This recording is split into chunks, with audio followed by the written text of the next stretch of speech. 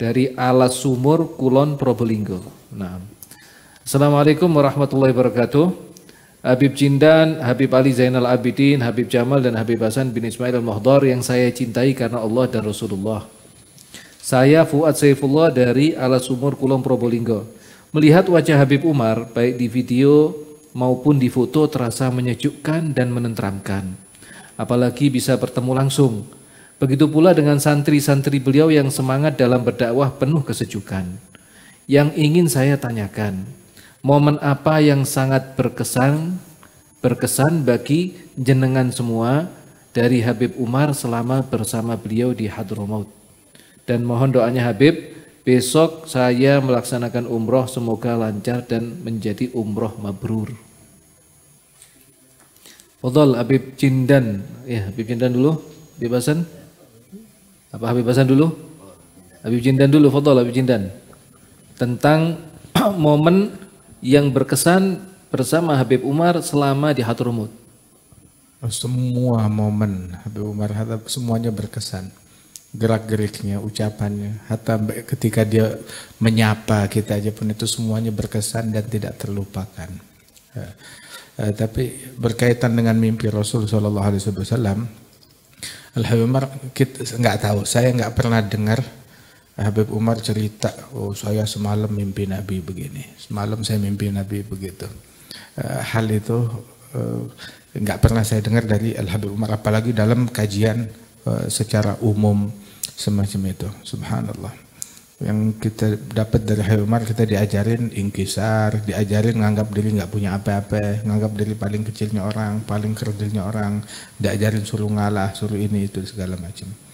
Wah, itu katanya ada Sya'rani bilang, idza jani futur fil ibadah nazartu ila wajh Muhammad bin Wasi' fatazawwadtu bidzalika syahra. Itu apabila saya berasa mulai semangat ibadat menurun, berasa ada ghaflah, ada kelalaian kepada Allah Ta'ala, nggak berasa khusyuk dan kelezatan dalam ibadat, maka saya segera memandang wajah Imam Muhammad bin Wasi'. Itu memandang wajah mereka, memandang wajah Muhammad bin Wasi', itu menambah semangat ibadat saya dan kelezatan ibadah bekal buat 1 bulan, sangat buat 1 bulan. Subhanallah. Wal Habib Umar hadza buat saya pribadi termasuk yang wajahnya, yang ucapannya itu nyemangatin kita untuk beribadat kepada Allah Ta'ala. Jangankan ngomongnya, hatta ngelihat wajahnya aja, hatta ngingetnya aja tuh membuat kita semangat buat beribadat. Atau kalau kita ngaji atau zikir kurang khusyuk, kurang kehadiran hati, ngebayangin momen-momen bersama mereka itu, datang semangat dan kekhusyuan untuk beribadat kepada Allah Subhanahu wa Ta'ala. Dan setiap momen istimewa dengan beliau itu, setiap momen. Saat kita di Hadramaut ataupun juga saat di Indonesia ataupun saat mendampingi beliau di dalam banyak perjalanan. Alhamdulillah, alhamdulillah. Dan alhamdulillah kita mengenal beliau itu dari tahun 93 saat pertama datang ke Indonesia. Ada 2 kali pertemuan dengan beliau. Pertama berjumpa dengan beliau saat datang ke tempat kakek kami, Majelis Kuitang, Al-Jad Al-Habib Ali bin Abdurrahman Al-Habsyi. Itu momen yang gak terlupakan dan beliau berceramah, berpidato di situ. Kemudian juga momen yang kedua waktu itu beliau datang pertama kali ya? Habib Umar datang pertama kali tahun 93. Tahun 93. Ini yang dampingin terus kemana-mana. Oh, Habib Ali. Habib Ali. Tahun 93. Loh, antum kok sudah bisa dampingi Habib Umar, sudah tahu dari mana waktu itu? Bondowoso. Oh, iya, masih ada hubungan keluarga. Sekeluarga. Iya, masih ada hubungan keluarga. Gitu. Terus yang kedua waktu datang ke madrasah kami, Madrasah Jamiatul Khair, salah satu madrasah tertua di Jakarta, di Indonesia. Datang ke Madrasah Jamiatul Khair, itu momen gak terlupakan. Di antara sekian puluh kelas, Al-Habib Umar didampingi oleh Ammi Hadi bin Ahmad bin Hadi Segaf, Ammi Umar Maula Khayalah, dan beberapa orang yang mendampingi beliau. Antum ada juga waktu itu kah? Waktu ke Jamiatul Khair? Enggak. Di antara sekian kelas cuma masuk ke kelasnya kita. Subhanallah. Padahal kelas kita di lantai yang atas begitu. Kelas ada banyak, masuknya ke kelasnya kita. Begitu masuk ke kelasnya kita, langsung Ammi Hadi bilang, "Syekh, ada bin Syekh Abu Bakar." Langsung nunjuk kita, ada bin Syekh Abu Bakar, Jaddu Al-Habib Salim bin Habib bin Jindan, Abu Naufal bin Salim bin Habib bin Jindan. Begitu. Terus Habib Umar memandang kita pandangan yang nggak terlupakan penuh makna. Saya nggak tahu kenapa dipandangin begitu. Nggak tahunya ditandain nanti hagi.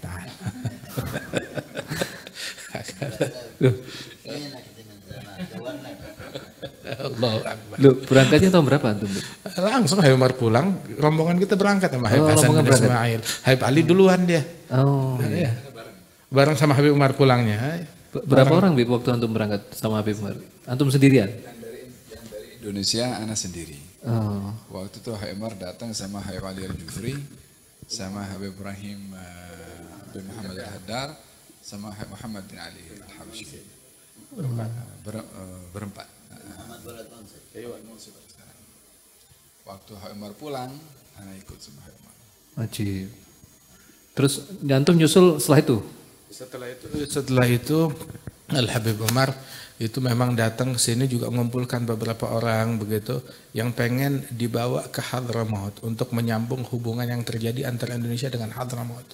Keterpurukan yang terjadi, kondisi yang menurun di Indonesia itu ketika terputus hubungan antara orang-orang Indonesia dengan Hadramaut akibat masuknya Syu'iyah atau komunis yang memutus segala hubungan untuk keluar dari Hadramaut sana. Begitu Al Habib Umar termasuk yang mempelopori hal tersebut. Begitu ketika terbuka maka beliau datang ke Indonesia dengan perintah dari Al Habib Abdul Qadir bin Ahmad. Kemudian menjalin lagi, memperbaharui hubungan tersebut hingga didatangkan 30 murid dari Indonesia ke sana. Habib Anis kan sebab. Habib Anis sebab. Al Habib Anis bin Solo ya. Habib Anis bin Anis. Habib Anis cerita kan. Cerita ke kita. Oh, waktu itu dia mengkaji, ini subhanallah ya. Banyak orang yang terlibat di sini, nggak tahu. Al Habib Anis cerita ke kita waktu itu. Kita mau baca kitab yang merindukan kita kepada salaf tentang akhbar Hadramaut. Udah sumpah keadaan di Indonesia, akhirnya ayo kita baca kitab Tajul Aras. Di antaranya Habib Anis minta kepada Al Habib Muhammad bin Husain bin Saleh Al-Attas, uminya dia bintul Habib Ali bin Husain. Coba minta berapa nuskah dari Tajul Aras untuk kita baca di Rohah. Begitu baca bersama para syiban sampai selesai kitab tersebut. Akhirnya Habib Anis bilang, Syekh Hadramaut udah kebuka, ra'yukum, kita berangkat ke Hadramaut semuanya. Akhirnya bismillah berangkat ini yang berangkat ke Hadramaut orang yang nggak pernah keluar negeri, orang-orang tua, syiban, sepuh. Sampai ada yang ditanya mana paspornya, udah bawa mana di kopernya mana udah masuk ke pesawat.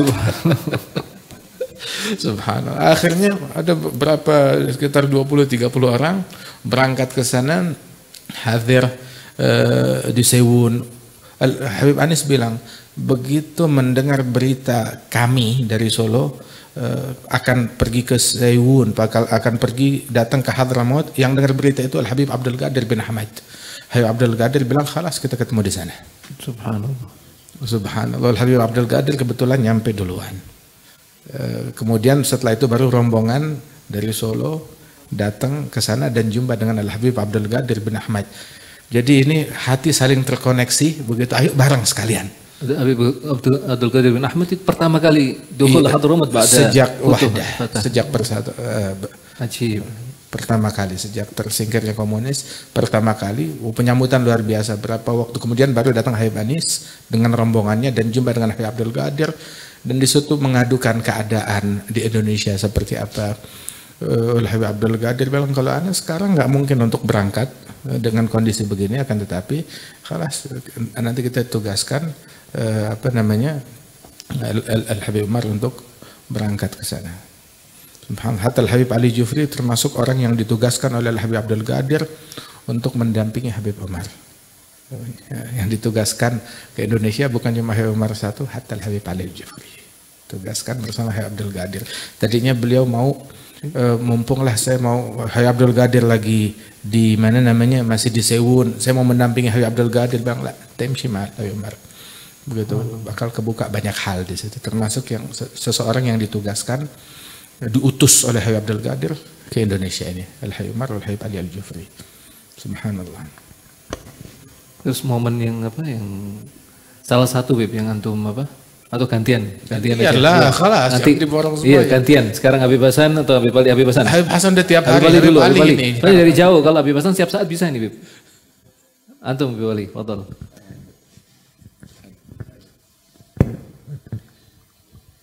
Rasanya sebelum ini Ana pernah cerita dengan Habib Hasan di acara yang sama. Riwayat Ana pergi ke Hadramut. Cuma yang mungkin yang banyak menarik perhatian Ana bersama dengan Habib Umar, walaupun semua seperti kata Habib Jindan, ini semuanya menakjubkan. Syiddatu ittiba' al-Habib sama baginda Rasulullah ini adalah teringat kata-kata Siti Aisyah waktu ditanya, coba ceritakan kepada kami hal yang paling menakjubkan kamu lihat daripada Rasulullah. Kata Siti Aisyah, semuanya menakjubkan. Jadi kita yang bersama dengan Habib Umar, mulai Ana berangkat dengan Habib Umar itu banyak hal yang menakjubkan. Cuma yang paling Ana perhatikan dan itu memberikan kesan yang dalam sama kita ya. Tidak pernah beliau Habib Umar ini buang waktu untuk hal yang kosong. Ya, ini sangat menjaga sama waktu. Ana perhatikan beberapa kali Ana safar dengan Habib Umar, tidak ada di mana tempat kecuali bawa buku atau yang lain bawa buku. Kita berangkat sama Habib Umar dari Jakarta, dari Cengkareng, itu sambil menunggu mau masuk pasang serban, baca wirid Habib Ali Jufri, wirid Sokran al-muhim fil matar di airport.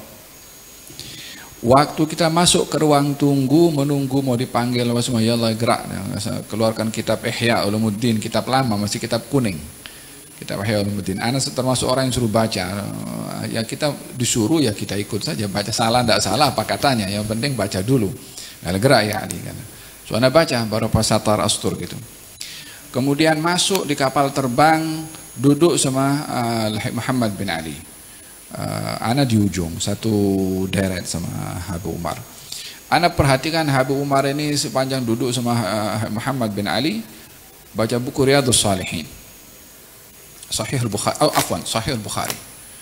Kitab lama juga. Kalau sudah tidur baru tutup sama Muhammad bin Ali. Kalau Muhammad bin Ali tidur, Habib Umar baca sendiri dengan wiridnya. Ya, ini perjalanan itu sampai ke Jordan mungkin dalam 10 jam lebih kurang waktu itu. Jadi sepanjang perjalanan itu ya tidur ya baca buku, ya wirid, ya ngaji. Sampai di Jordan masuk itu ke hotel, ada 2 hari kita di hotel, dimanfaatkan untuk ziarah-ziarah. Adapun sholat subuh jamaah, wirdul latif, yasin, tadarusul Quran sampai syaraq ya seperti Dar Mustafa sudah. Artinya teringat kata-katanya beliau mengatakan ukhrud bidaril Mustafa, ya, keluarlah kamu dengan kebiasaan yang kamu lakukan Dar Mustafa. Dan beliau sangat menjaga dengan waktu.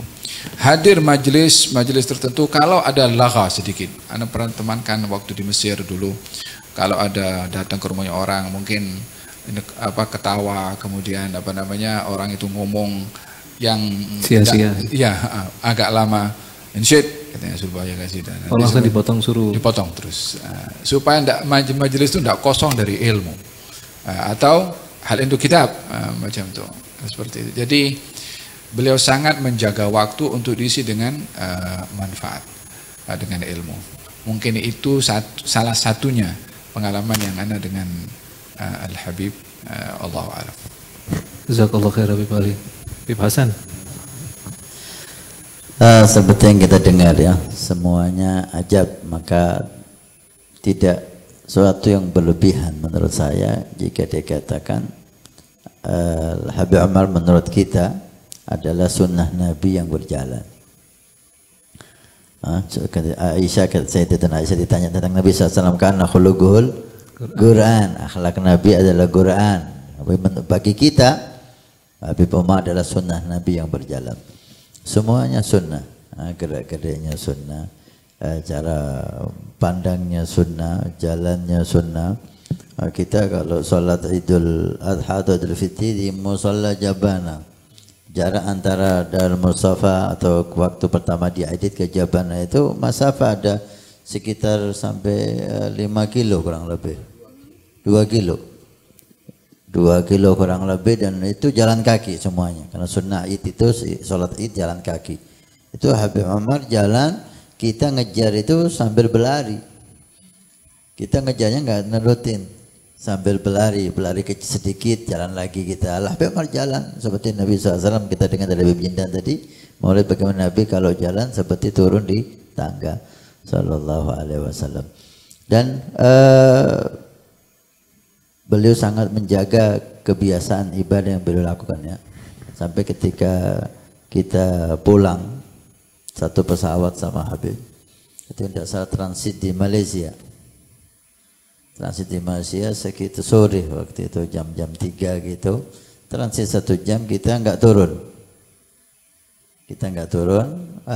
Pesawat mau lanjut ke Jakarta. Waktu itu belum sholat zuhur, belum sholat asar. Perkiraan Jakarta sampai jam 4, jam 5. Kemudian dengan aturan-aturan itu, kemungkinan sholat maghrib tidak sempat. Sampai maghrib sholat asar tidak sempat di sana. Sehingga Habib Umar nyuruh untuk izin sholat di bawah. Keluar dari pesawat, sholat di bawah, naik lagi ke pesawat. Mungkin peraturan penerbangan waktu itu dilarang untuk bagi yang transit keluar. Jadi harus tinggal di pesawat. Kita mau sholat, enggak lah, petugas kita hanya menjalankan perintah, enggak boleh turun, ya enggak boleh turun. Langsung ngomong sama Habib Kifri, adzin ya Ali, adzan di pesawat, pakai adzan, enggak langsung sholat di pesawat, adzan. Habis adzan masih sholat sunnah.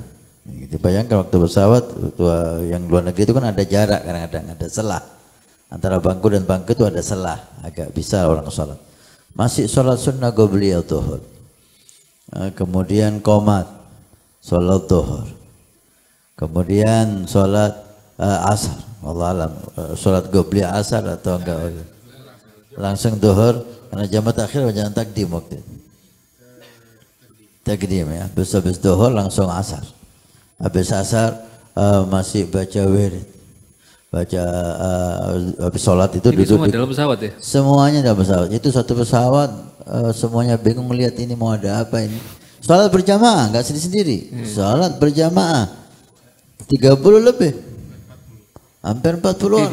Tidak kebayang. Sholat berdiri 40 orang dalam pesawat. Gimana Berdiri caranya 40 itu? orang dalam pesawat. Kok tidak kebayang ya, gimana 40 orang? Ya. Itu 2 orang aja mau sholat susah. Ini 40 orang dalam pesawat. Berjamaah, ada qomat, ada qobliyah, ada adzan, ada qomat. Berdiri dan ngadep kiblat. Berdiri dan ngadep kiblat. Pesawat posisi diam kan? Parkir ya. Parkir, nggak jalan. Ya, tapi izin dulu ke petugasnya, bilang sholat di dalam aja. Ya, sholat di dalam begitu. Syahid gimana menjaga adzan, menjaga qobliyah, menjaga sholat berjamaah, zuhur dan asar, kemudian duduk di kursi masing-masing baca Al-Waqi'ah, baca Hizbul Bahar yang seperti dibaca istiqamah di Darul Mustafa. Subhanallah, artinya beliau betul-betul menjaga amalnya selalu istiqamah. Tentang akhlak, tentang ramah, tentang senyuman, tentang ini semua orang mendapatkan bagian masing-masing dalam keindahan hubungan sama Habib Umar. Kita ingat Nabi SAW, bagaimana sahabat itu merasa orang yang paling dicintai oleh Nabi. Semua sahabat merasa menjadi orang yang paling dicintai oleh Nabi. Dan kita lihat yang kenal sama Habib Umar, dekat sama Habib, mereka merasa semuanya menjadi orang yang paling dicintai oleh Habib Umar. Tiap orang merasa dirinya yang paling diistimewakan. Semuanya karena senyumannya, pandangannya. Ditanya hal-hal yang sepele kita aja nggak tanya sama santri kita. Beliau tanya, Masya Allah. Kalau Habib Jindan sama Habib Ali ini sudah Qurratul Ain.